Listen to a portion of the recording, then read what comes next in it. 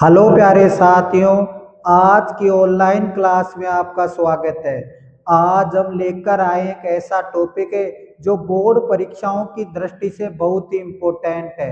आज हम रासायनिक अभिक्रियाओं के प्रकारों का विस्तार से अध्ययन करेंगे। कि सबसे पहले हम देखें कि जो रासायनिक अभिक्रिया चार प्रकार की होती है। पहली होती है संयोजन या योगात्मक अभिक्रिया, दूसरी होती है अपघटनीय अभिक्रिया, तीसरी होती है विस्थापन अभिक्रिया और चौथी होती है द्विविस्थापन अभिक्रिया। अब इन अभिक्रियाओं को पढ़ने से पहले हम देखते हैं कि इन रासायनिक अभिक्रियाओं में एक तीर का निशान होता है। इस तीर के निशान के दो भाग होते हैं। एक भाग होता है दायां भाग, जो हमारा हाथ दायां वो दायां भाग, और दूसरी तरफ हमारा जो बायां हाथ है उसकी तरफ होता है बायां भाग। अब जो बायां भाग की तरफ लिखते हैं वो अभिकारक है। अभिकारक, अभिकारक इन्हें क्रियाकारक भी कहते हैं। इन्हें क्रियाकारक भी कहते हैं।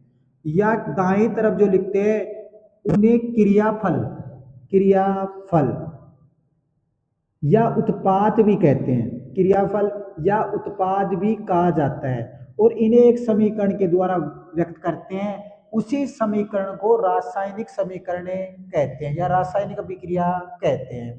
अब हम पहली अभिक्रिया देखते हैं। पहली अभिक्रिया को कहते हैं संयोजन या योगात्मक अभिक्रिया। अब इसे एक संकेत को द्वारा प्रदर्शित करते हैं, जैसे ए प्लस बी। ये दो अभिकारक हैं और ये दोनों अभिकारक मिलकर एक ही उत्पाद बनाए, तो दोनों को मिला दो, क्या हो गया, ए बी। अब यदि दो दो से ज्यादा अभिकारक ले लें तो ए प्लस बी प्लस सी। अब यहाँ तीन अभिकारक है और ये तीनों अभिकारक आपस में मिल जाए अर्थात इनका योग हो जाए तो उसको कहते हैं योगात्मक या संयोजन अभिक्रिया। तो क्या बनता है, ए बी सी। अर्थात जब ऐसी रासायनिक विक्रिया जिसमें दो या दो से अधिक अभिकारक, या तो अभिकारक दो या दो से क्या हो, ज्यादा हो, तो दो या दो से अधिक अभिकारक मिलकर एक ही उत्पाद बनाते हैं, एक ही उत्पाद बनाते हैं, उसे संयोजन या योगात्मक अभिक्रिया कहते हैं।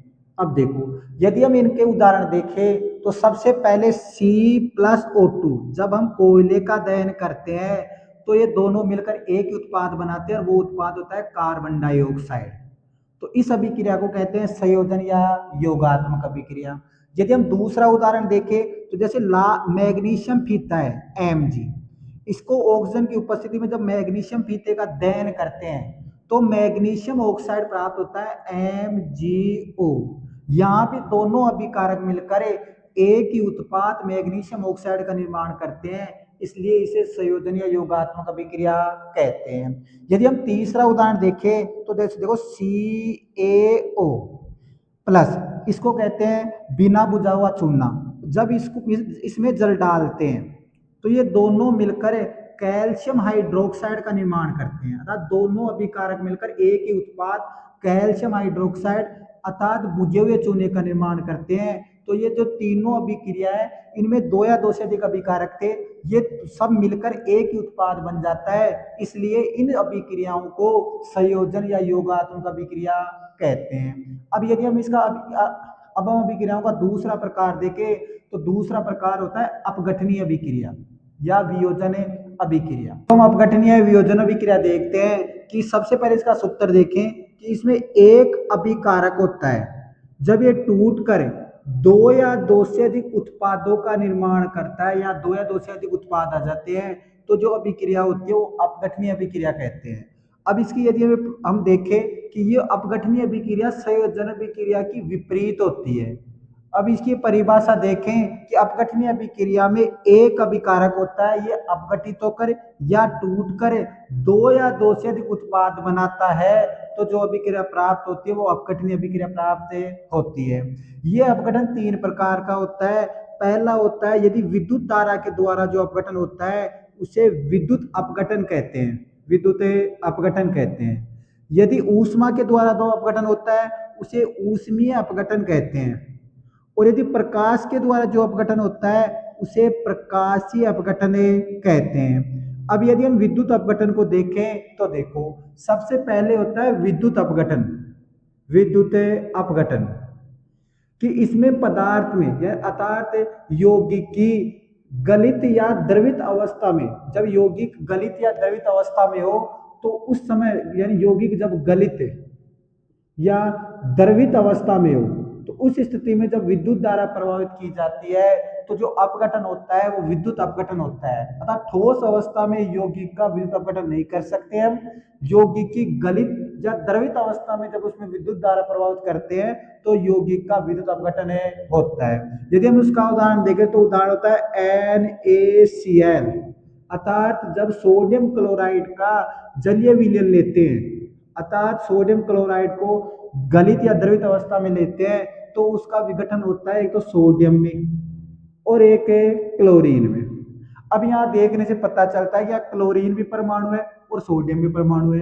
परमाणु कभी प्रकृति में स्वतंत्र उपस्थित नहीं रहते हैं, तो ये क्लोरीन जो गैस है वो अणु में बदल जाता है। वो सोडियम धातु है, ये प्रकृति में स्वतंत्र अवस्था में रह सकती है। अब इसको संतुलित कर लेते हैं। सबसे पहले क्लोरीन 2 है तो यहाँ क्लोरीन 1 की तरह लगा देते हैं, 2 लगा देते हैं। अब सोडियम 2 है, यहाँ 1 की तरह लगा देते हैं, 2। यहाँ भी सोडियम क्या लगा देते हैं, एक्वस, अर्थात सोडियम का जलीय विलयन। और क्लोरीन के साथ क्या लगा देते हैं, गैस। अब दूसरा देखो, यदि हम दूसरा देखें तो दूसरा होता है ऊष्मीय अपघटन। ऊष्मीय अपघटन, सबसे पहले इसकी परिभाषा देखें कि जब किसी भी यौगिक को जब हम ऊष्मा देते हैं तो उसके द्वारा जो अपघटन होता है उसे ऊष्मीय अपघटन कहते हैं। तो जैसे CaCO3 कैल्शियम कार्बोनेट है, इसको ऊष्मा दे दो या इसको गर्म कर दो, गर्म करने पर, तो ये गर्म करने पर कैल्शियम कार्बोनेट कैल्शियम ऑक्साइड और कार्बन डाइऑक्साइड में टूट जाता है। तो जो अपघटन होता है वो ऊष्मीय अपघटन होता है। अब हम तीसरा देखें, तीसरा होता है प्रकाशीय अपघटन। प्रकाशीय अपघटन, अब इसका यदि हम परिभाषा देखें कि यदि किसी भी यौगिक पर प्रकाश डालने पर वह 2 या 2 से अधिक उत्पादों में टूट जाता है अर्थात अपघटित हो जाता है, तो इसे प्रकाशीय अपघटन कहते हैं। जैसे हाइड्रोजन ब्रोमाइड है, हाइड्रोजन ब्रोमाइड है, इस पर यदि हम प्रकाश डालें तो ये हाइड्रोजन ब्रोमाइड है, दो दो उत्पादों में टूट जाता है, एक तो हाइड्रोजन में और एक ब्रोमाइड में। अब यहाँ हम देखते हैं कि हाइड्रोजन भी गैस है और ब्रोमीन भी गैस है और ये दोनों परमाणु है। परमाणु कभी प्रकृति में स्वतंत्र अवस्था में उपस्थित नहीं रहते हैं, तो ये अणुओं में बदल जाते हैं। तो यहाँ भी हाइड्रोजन का अणु लिख दिए या ब्रोमीन का अणु लिख दिए। अब इसको संतुलित कर लो, हाइड्रोजन 2 है, ब्रोमीन 2 है, तो यहाँ भी क्या लगा देंगे, 2। तो सुनो कि जब किसी यौगिक पर प्रकाश डालने पर वह 2 या 2 से अधिक उत्पादों में टूट जाता है, तो जो अपघटन होता है उसे प्रकाशीय अपघटन कहते हैं। इस प्रकार हम अपघटन के जो 3 प्रकार है, पहला है विद्युत अपघटन, दूसरा है ऊष्मीय अपघटन और तीसरा है प्रकाशीय अपघटन का विस्तार से अध्ययन करते हैं। अब यदि हम तीसरी अभिक्रिया देखें तो तीसरी अभिक्रिया होती है विस्थापन अभिक्रिया। तो देखो, अब हम विस्थापन अभिक्रिया को देखते हैं। सबसे पहले इसका सूत्र देखें कि यहाँ 2 अभिकारक होते हैं, तो पहले वाले अभिकारक होता है AB, अर्थात पहले वाले अभिकारक में या तो परमाणु उपस्थित होगा या परमाणु का समूह उपस्थित होगा या परमाणु का समूह उपस्थित होगा, और दूसरे अभिकारक में सिर्फ परमाणु ही उपस्थित होगा। तो ये दूसरे अभिकारक में उपस्थित जो परमाणु है पहले वाले अभिकारक में उपस्थित परमाणु या परमाणु के समूह को विस्थापित कर देता है।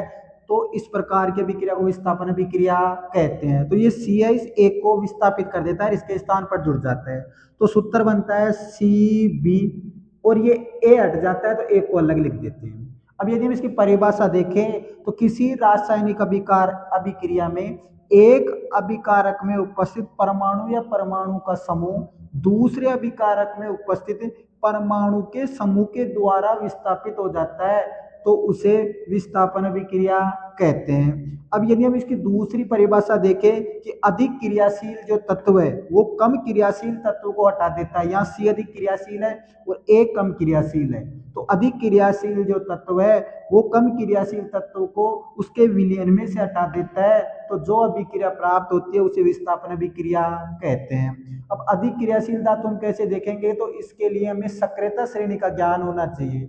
अब हम सक्रियता श्रेणी की ट्रिक देखते हैं कि पैसों के लिए मैं आज फैशन लाया हूं और सबसे कम सक्रियता होती है गोल्ड की। पे यानी होता है पोटेशियम, सो यानी क्या होता है सोडियम, के लिए से क्या बनता है कैल्शियम, में से क्या बनता है मैग्नीशियम, आज से 2 तत्व बनते हैं एल्यूमिनियम और जिंक।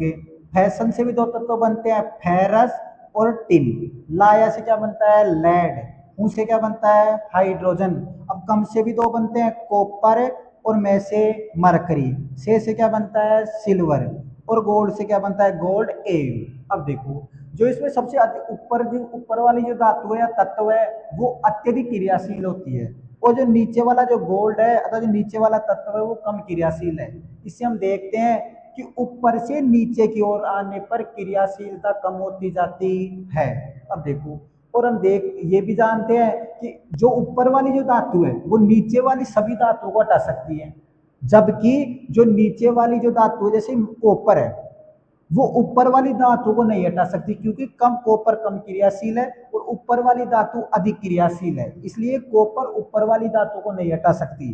कॉपर नीचे वाली जो धातु है जैसे मरकरी है, सिल्वर है, गोल्ड को तो हटा सकती है उसके विलयन में से, परंतु कॉपर जो ऊपर की जो धातु है जैसे लेड है, टिन है, फेरस है, जिंक है, इनको हटा नहीं सकती। तो हम यदि हम इसको उदाहरण से देखें तो देखो, सबसे पहले हम कॉपर सल्फेट का विलयन लेते हैं, CuSO4। अब इस कॉपर सल्फेट की क्रिया हम जिंक से कराते हैं। तो देखो यहाँ कॉपर तो ये रहा कॉपर, और जिंक ये रहा। तो जिंक अधिक क्रियाशील है क्योंकि ऊपर है और कॉपर नीचे है। तो जिंक अधिक क्रियाशील होने के कारण कॉपर सल्फेट के विलयन में से कॉपर को हटा देता है और उसके स्थान पर खुद जुड़ जाता है। तो क्या बनेगा, ये जिंक अधिक क्रियाशील इस कॉपर को हटा देगा तो क्या बनेगा, ZnSO4। और कॉपर को बाहर निकाल देगा तो क्या बनेगा, Cu। यदि हम दूसरा उदाहरण देखें तो देखो, सबसे पहले ले लो कॉपर सल्फेट, इसकी क्रिया करा दो लोहा या फेरस से। अब देखो, अब ये जो फेरस है ये रहा, फेरस अधिक क्रियाशील है क्योंकि ये ऊपर स्थित है, और कॉपर कम क्रियाशील है क्योंकि ये नीचे स्थित है, कॉपर नीचे स्थित है। तो फेरस अधिक क्रियाशील होने के कारण कॉपर सल्फेट में से कॉपर को हटा देता है और इसके स्थान पर खुद जुड़ जाता है। तो जोड़ दो, इस कॉपर को तो हटा दो, खुद जोड़ दो, तो सूत्र बन गया FeSO4, और इस कॉपर को हटा दिया तो क्या बना, Cu। जब हम तीसरा उदाहरण देखें तो तीसरा उदाहरण जैसे मैग्नीशियम सल्फेट है, मैग्नीशियम सल्फेट, और इसकी क्रिया एल्यूमिनियम से कर दो।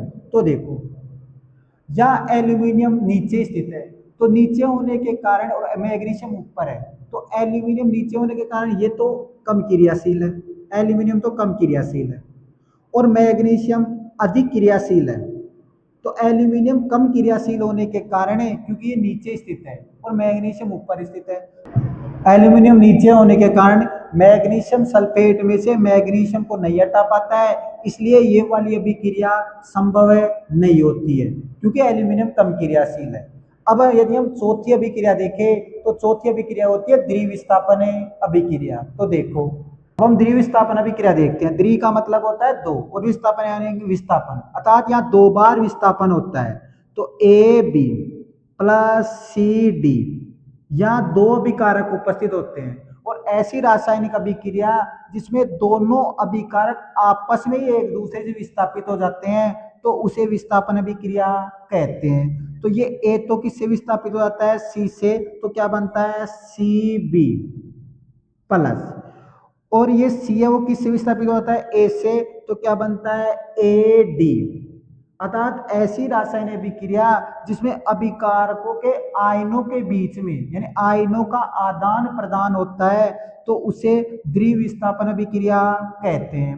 तो यदि हम इसको उदाहरण से देखें तो देखो, सबसे पहले जैसे हमने ले लिया Cu कॉपर सल्फेट, CuSO4।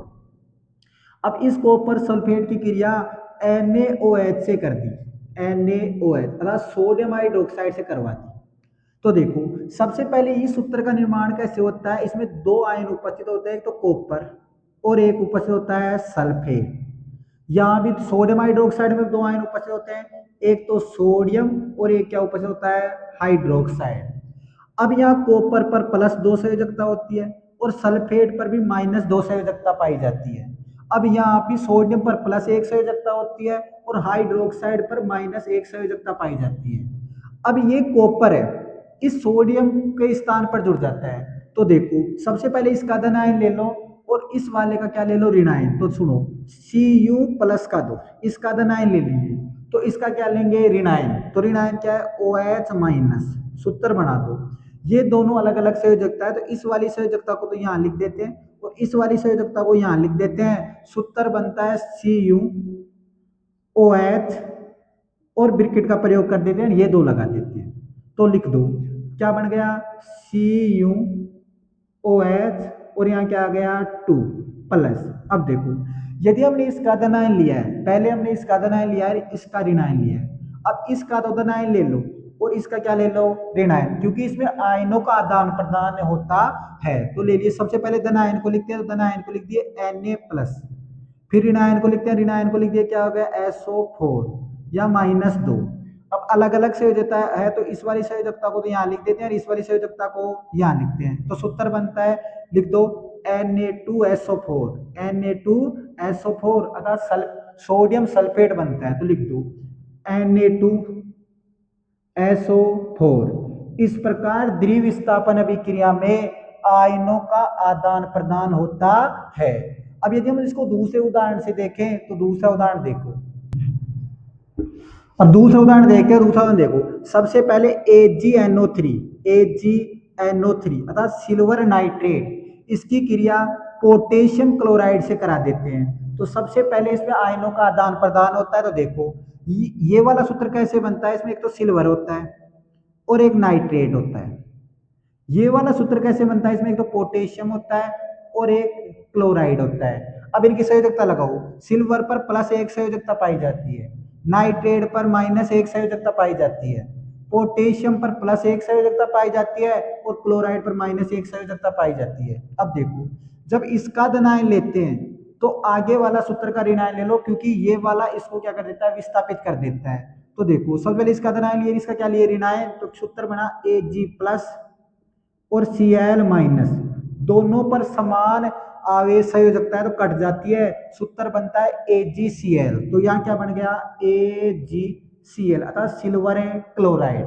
अब देखो पहले हमने इसका धनायन लिया, इसका ऋणायन लिया, अब इस वाले सूत्र का तो धनायन ले लेते हैं, इस वाले का क्या ले लेते हैं, ऋणायन ले लेते हैं। तो लो K+ ऋणायन ले लिए NO3-, दोनों की समान संयोजकता होती है, कट जाती है, सूत्र बनता है KNO3 अर्थात पोटेशियम नाइट्रेट। तो लिख दो KNO3। इस प्रकार जब किसी रासायनिक अभिक्रिया में आयनों का आदान प्रदान होता है, जैसे इसका धनात्मक ले लिए, इसका ऋणात्मक ले लिए, दूसरे वाले सूत्र में इसका धनात्मक ले लो और इसका ऋणात्मक ले लो, तो जब आयनों का आदान प्रदान होता है तो जो अभिक्रिया होती है उसे द्वितीय विस्थापन अभिक्रिया कहते हैं। आशा करता हूं कि आप संयोजन अभिक्रिया, अपघटनीय अभिक्रिया, विस्थापन अभिक्रिया और द्वितीय विस्थापन अभिक्रियाओं के उदाहरण आसानी से समझ गए होंगे। धन्यवाद।